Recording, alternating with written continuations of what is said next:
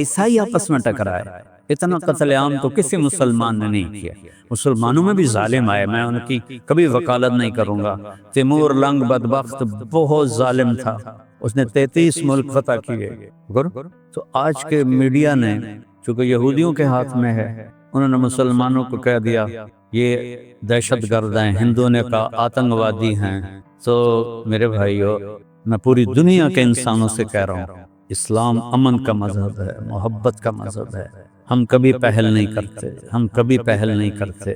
Hitler مسلمان نہیں تھا، عیسائی تھا، اور اس نے 8 کروڑ، اور مسولینی اٹلی والا 8 کروڑ انسانوں کے قتل کا وہ ذریعہ بنے۔ اور لینن اور سٹالن، انہوں نے سوشلزم کو زبردستی نافذ کرنے کے لیے 2 کروڑ انسانوں کا قتل کیا۔ ابھی تاریخ موجود ہے، پڑھ لیں آپ لوگ۔ 1924 کے 27 میں لینن کا انتقال ہوا تھا، 1953 میں سٹالن کا انتقال ہوا تھا۔ خون کی ندیاں بہا دی، الزام ہمارے اوپر، اور آج اللہ تعالیٰ کا فضل ہے، اللہ نے ہمیں عزت دی۔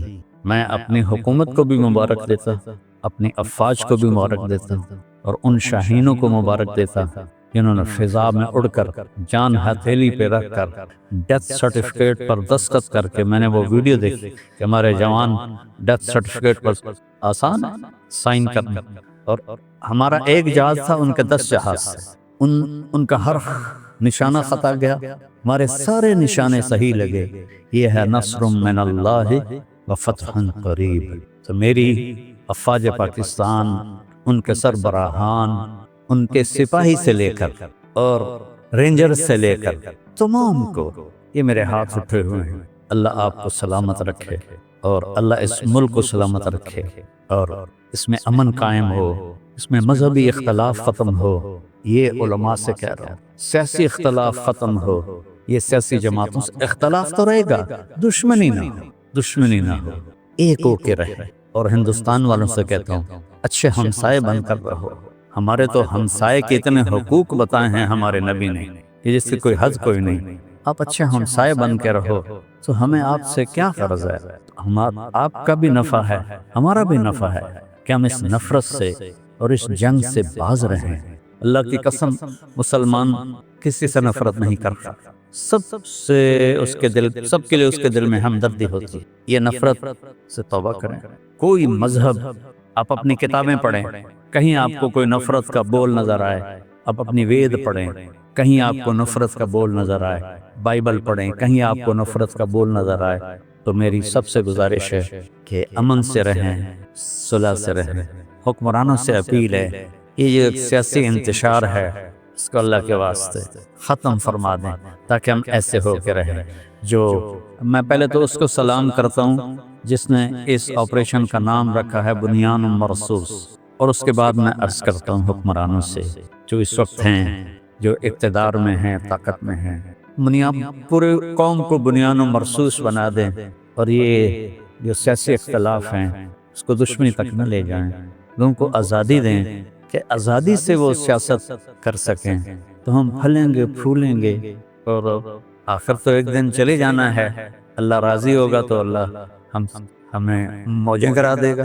اگر کوئی ظالم بن کے مر گیا تو پھر چاہے وہ مسلمان ہے، اور چاہے وہ تہجد گزار ہے۔ حجاج بن یوسف روزانہ 10 سپارے تہجد میں پڑھتا تھا، 10 سپارے، اور وہ ایسا خبیث تھا کہ اس نے 1.25 لاکھ مسلمان اپنے سامنے کھڑے ہو کے قتل کروا تھا۔ اور عمر بن عبدالعزیز نے اس کو دیکھا کہ وہ جہنم کی آگ میں، اور عبد الملک بن مروان جس نے اس کو بنایا تھا گورنر عراق کا، دونوں کی آنتیں باہر نکلی ہوئی ہیں، اور گدھے کی طرح اس کے گرد وہ چکر لگا رہے ہیں۔ اللہ ظلم معاف نہیں کرتا ہے، اس لیے بادشاہوں سے کہتا ہوں، اور اپنی افواج سے کہتا ہوں، اپنی عوام سے کہتا ہوں، علماء سے کہتا ہوں، اگر آپ ممبر پر بیٹھ کر میرے نبی کے دین کو ٹکڑے کر رہے ہیں تو آپ بھی بہت بڑے ظالم ہیں، ظالم ہیں، ظالم ہیں۔ دیوبندیت کو مٹا دو، بریلویت کو مٹا دو، شیعت کو مٹا دو، سلفیت کو مٹا دو۔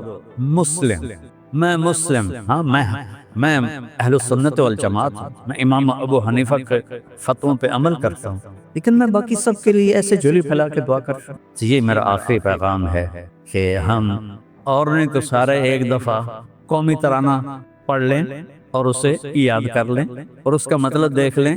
میں 100 کے قریب ملکوں میں گیا ہوں، کسی ملک کا قومی ترانہ اتنا خوبصورت نہیں، اس کا مضمون، اس کی لے، اس کی دھن، سبحان اللہ۔ اللہ حفیظ جلندری کا درجہ بلند کرے۔ السلام علیکم ورحمۃ اللہ۔